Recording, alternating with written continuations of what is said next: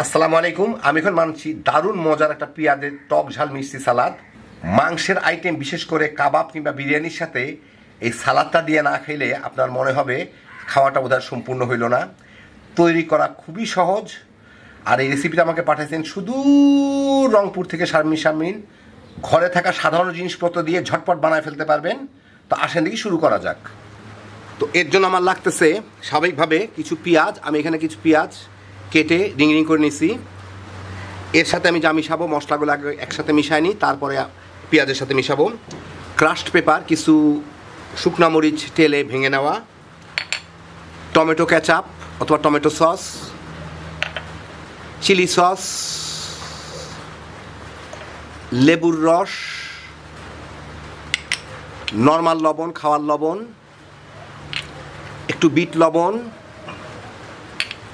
সামান্য একটু চিনি। যারা চিনি না খান অল্টারনেট সুইটনারটা দিতে পারেন অথবা স্কিপ করতেও পারেন, কিন্তু দিলে স্বাদ বাড়ে।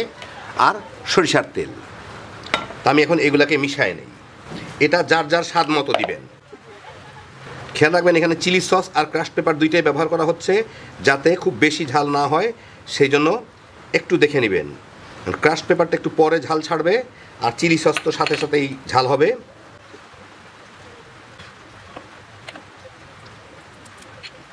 বিট লবণ আমি পুরোটাই দিয়ে দিলাম। এখানে প্রায় 1 চামচের মতো ছিল, আর লবণ ছিল আধা চা চামচ, আর 1 চামচ চিনি।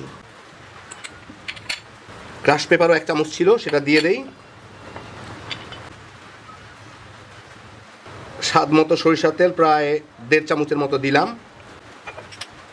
টমেটো কেচাপ আর চিলি সস দুইটাই একটু টক, সেই জন্য লেবুটা একটু বুঝে দিব। আমি প্রথমে একটা লেবুর কিছু অংশ দিয়ে দেখি, পরে আবার মাখায় নেওয়া যাবে, অসুবিধা নাই।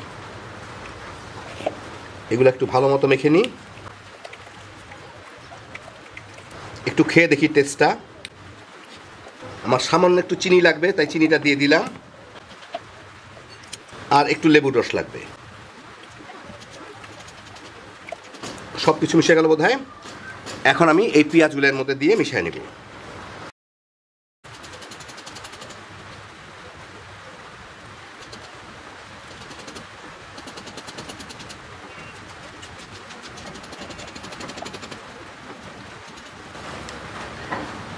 সব কিছু ভালো মতো মিশে গেল, একদম সব মাপ মতো। দেখেন নিচেও কোনো তেমন জমে নাই, কোনো সস, গায়ে মাখা মাখা হয়ে গেছে।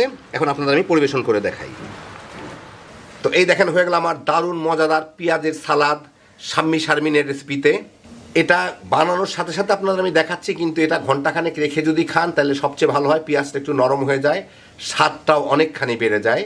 আপনার সব কিছু যার যার রুচি মতো অ্যাডজাস্ট করে দিবেন। টক, ঝাল, নুন, মিষ্টি যেটা যে যেরকম চান। খাইতে যে কী পরিমাণ মজা, একবার না বানায় খেলে বুঝবেন না। আমার মনে হয় যে কোনো মাংসের আইটেম, বিশেষ করে কাবাব অথবা বিরিয়ানি, এই সালাদটা দিয়ে যদি না খান তাহলে অসম্পূর্ণ রয়ে যাবে খাওয়া। একবার বানায় দেখেন, বানাইলে অন্তত 1-2 দিন ফ্রিজে এমনি রেখে খাইতে পারবেন। বানাইলে একটু বেশি বানায়েন। অসাধারণ স্বাদ, বাচ্চা বড় সবাই মিলা তামা তামা করে খায় ফেলাইতে পারবেন। হ্যাপি জোশের একটা আইটেম। অনেক ধন্যবাদ শারমিনকে এই রেসিপিটা দেওয়ার জন্য। উনি ভিডিও করেই পাঠাইছিলেন, তা আমি উনার ভিডিওটাই কিছুটা কপি করে আমার মতো করে ফেললাম। আল্লাহ আপনাদের সবাইকে ভালো রাখুন, সুস্থ রাখুন, নিরাপদে রাখুন। ইনশাল্লাহ বেঁচে থাকলে আবার দেখা হবে। আল্লাহ হাফিজ।